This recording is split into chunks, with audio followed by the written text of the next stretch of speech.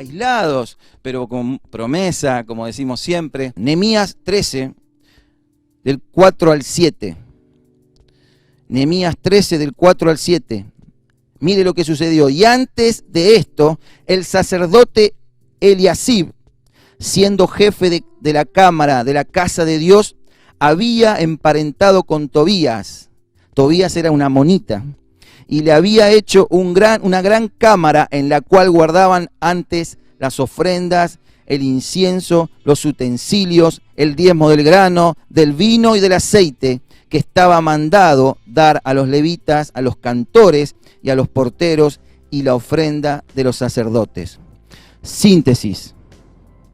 ¿Qué sucedió cuando regresó Nehemías a Jerusalén? Y escuche bien, se encontró con esta situación, con que Eliasib, un sacerdote de la casa de Dios, había metido en un cuartito, en un depósito, donde iban guardadas las cosas sagradas de Dios, había metido a su suegro. Su suegro era Tobías, y ustedes leen la historia, Tobías junto con Sanbalat fueron los que se opusieron a la reconstrucción del templo. Eran enemigos del pueblo de Dios. Pero como en un momento habían emparentado, se ve que cuando Nehemías se fue, se ve que se emparentaron, o sea, se casó con la hija de este Tobías, Eliasib, se casó, ahora era su suegro. Qué cosa, ¿no? Dice el versículo 8 que me dolió, pero lo sacó a todos. Le dolió a Nehemías, pero tuvo que sacarlo, porque cuando se trata de las cosas sagradas de Dios, no hay mezcla, hermano. No hay situación donde nos podamos mezclar. Si hay que cortar, si tu ojo te es ocasión de caer, córtalo. Porque es mejor entrar al cielo sin un ojo que tu alma se pierda al infierno. Drástico. Y esta situación nos hace acordar cuando Jesús entró al templo y tiró los que vendían palomas. ¿Se acuerdan de esa historia? Le agarró un celo santo porque la casa de Dios se había convertido en cueva de ladrones. Nehemías le había pasado lo mismo. Tuvo que sacar a todos los que eran extranjeros, inclusive a los familiares del sacerdote. No le importó nada, con tal de que las cosas de Dios, las cosas sagradas de Dios, se respetaran. Y así Dios quiere en este tiempo.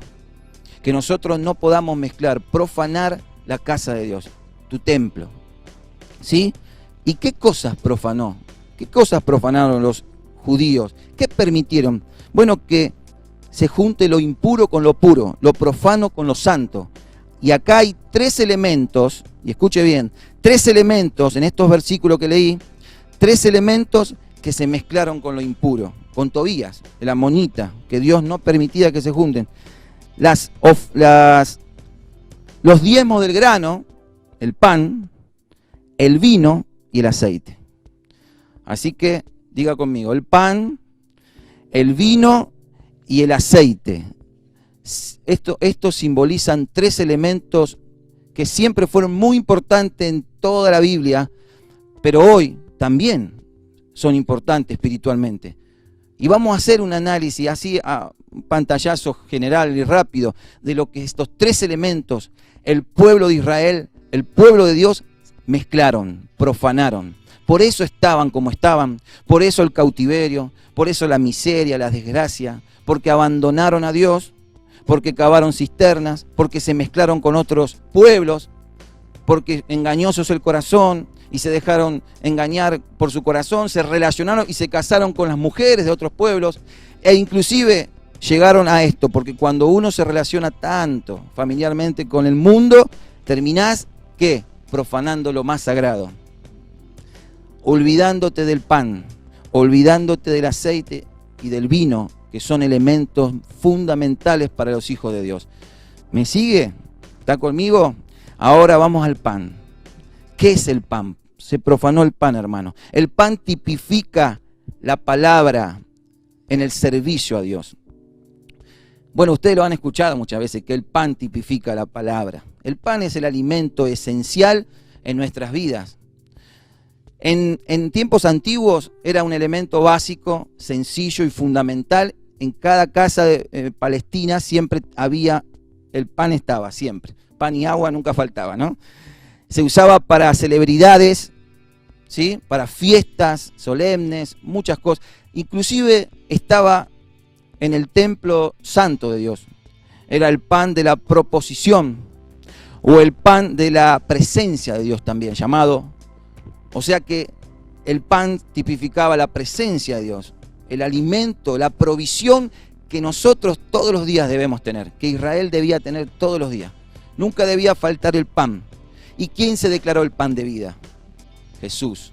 Juan 6:33, porque el pan de Dios es aquel que descendió del cielo y ¿qué? Y da vida al mundo. El pan te sostiene. Señor, danos ese pan, dijeron. Yo soy el pan de vida. El que a mí viene nunca tendrá hambre, y el que en mí cree no tendrá sed jamás. Jesús es nuestro pan. El pan era fundamental. Se necesita algo muy básico, harina y agua. Pero hay algo muy importante que también se necesita. Mano de hombre, fuego. Entonces, ¿se acuerdan el maná que el Señor dio en el desierto? Bueno, ¿qué tenían que hacer los israelitas? Salir todos los días y recoger ese pan. Nosotros debemos todos los días salir en busca de ese pan. El pan es la palabra de Dios, que todos los días y no puede faltar en tu casa. El que carece de pan, carece de todo alimento. Se debilita, ¿sí? Se vuelve sin fuerza. Es un medio de subsistencia espiritual para nosotros. Hermanos, no podemos dejar de comer, no podemos dejar de alimentarnos. Si hay algo que hizo la pandemia, es que los que escogieron bien y tuvieron sabiduría, eligieron leer bastante, ¿no? Meternos más de lleno en su voluntad. La palabra es la voluntad de Dios también. ¿Y cómo podemos profanarla? Y sabiendo lo que dice, enseñando algo, practicando otra cosa. Enseñando una cosa, practicando otra, es la manera de profanarla también. Por eso para nosotros la palabra es absoluta. Para nosotros la palabra es fundamental. No podemos profanarla. Primera de Corintios, no te lo dije igual Joel, Primera de Corintios 9:10, lo anoté hoy, dice, por lo cual también nosotros, desde el día que lo oímos, no cesamos de orar por vosotros y de pedir que sean llenos del conocimiento de su voluntad. Que Dios nos llene de su conocimiento, pero por sobre todo del conocimiento de su voluntad. ¿Sí? En toda sabiduría y inteligencia espiritual. Y escuche bien, ¿para qué? Para que andéis como es digno del Señor, agradándole en todo, llevando fruto en toda buena obra y crecimiento en el conocimiento de Dios. La palabra de Dios a nosotros nos hace andar dignamente, nos hace agradar a Dios porque la conocemos. Y no van a venir filosofías huecas, no van a venir mentiras a nuestras vidas, no van a engañarnos de manera fácil, porque nosotros hemos edificado sobre el fundamento que es la palabra de Dios. Tenemos que meditarla, escudriñarla, tenemos que colgarlas como un collar en nuestras vidas, tenemos que enseñarla. Hermano, la palabra no puede ser profanada, debemos educarnos con la palabra. Amén.